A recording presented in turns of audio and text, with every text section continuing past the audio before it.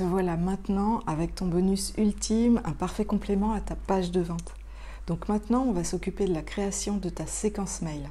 Comme pour l'anti-sèche de la page de vente parfaite, je vais t'expliquer comment ça fonctionne pour que tu puisses être à l'aise dans son utilisation.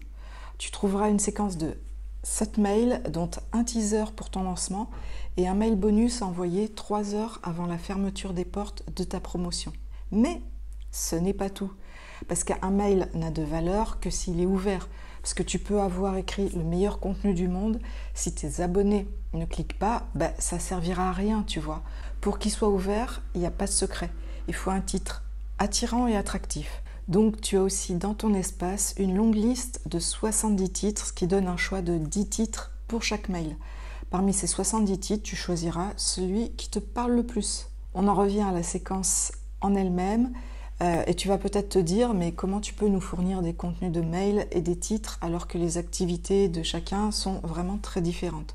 Donc tu as raison de te poser cette question.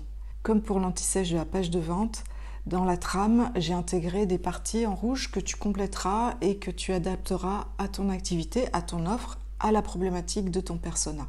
Allez, on passe sur mon écran et je te montre ça tout de suite. Et voilà l'e-book dispo dans ton espace de formation. Alors pour commencer, là je t'ai mis le sommaire pour que tu retrouves plus facilement les mails sur lesquels tu veux travailler. Alors là j'ai fait une petite présentation, si tu veux en découvrir un peu plus sur moi. Et puis là on attaque le premier mail. Donc sur la partie haute, je t'écris la thématique de chaque mail, son objectif et comment l'utiliser. Tous les paragraphes centrés que tu vois là te donne des indications sur ce qui va se passer sur le mail en question. Alors, je te donne les explications parce que c'est important que tu comprennes le mécanisme et que tu n'écrives pas les choses au hasard ou juste parce qu'on t'a dit de faire comme ça. Et ça te servira dans toutes tes séquences et tes futurs autres lancements et tu pourras acquérir quelques réflexes qui te feront gagner du temps. Alors maintenant, on passe au contenu en lui-même. Donc tu vois que tu as des parties en noir et tu as des parties en rouge. Le texte écrit en noir, tu peux le reprendre tel quel. Et quand tu écris un mail, pense à raconter une histoire pour embarquer ton lecteur. Ne reste pas complètement dans le factuel, parce que ton lecteur doit réagir à ce que tu écris, doit pouvoir éprouver des émotions et se projeter dans la situation que tu décris. Ensuite, les parties en rouge. Donc elles sont à personnaliser avec tes propres données. Et alors là, je te donne un conseil qui va te faire gagner beaucoup de temps. Reprends les éléments que tu as écrits dans ta page de vente. Ne réinvente pas la roue et sers-toi des infos dont tu parles déjà. Et tu vas voir que tu vas aller beaucoup plus vite. Et comme tu as très bien travaillé ta page de vente sur l'anti-sèche de la page de vente parfaite, tu n'auras plus qu'à suivre les blocs. Et après, tu suis tranquillement les étapes à suivre dans la trame. À la fin de chaque mail, alors attends, je descends, voilà.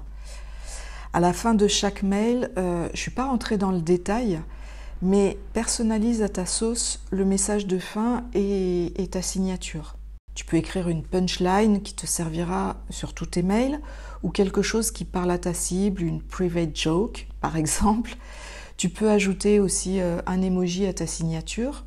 Essaie de faire quelque chose qui t'appartient et qui est reconnaissable pour te rendre mémorable. Le but, c'est qu'en reprenant un élément spécifique que tu choisis, un emoji, une petite phrase percutante, une signature du style bisou ou zoubi ou une expression personnelle, avec tous ces éléments spécifiques, ton lecteur sait que c'est forcément toi. Et ça renforce vraiment le sentiment d'appartenance. Alors, sur la partie texte, si tu veux écrire des choses plus personnelles ou plus spécifiques, vas-y, fais-toi plaisir, personnalise à mort. Les trames que je te donne t'aident à avoir une vue d'ensemble, une structure, et après, à toi de les adapter comme tu préfères. Alors maintenant, on va parler du style de ton mail. Alors tu vois, j'ai sauté des lignes, j'ai ajouté des bullet points, des mots ou des phrases en gras, ou j'ai même barré des mots. Je ne sais plus où, mais j'ai barré des mots. Donc, tout ça est vraiment volontaire. Attends, je te trouve le mot barré. Voilà, là par exemple, j'ai barré indispensable et rajouté vital. C'est vraiment volontaire.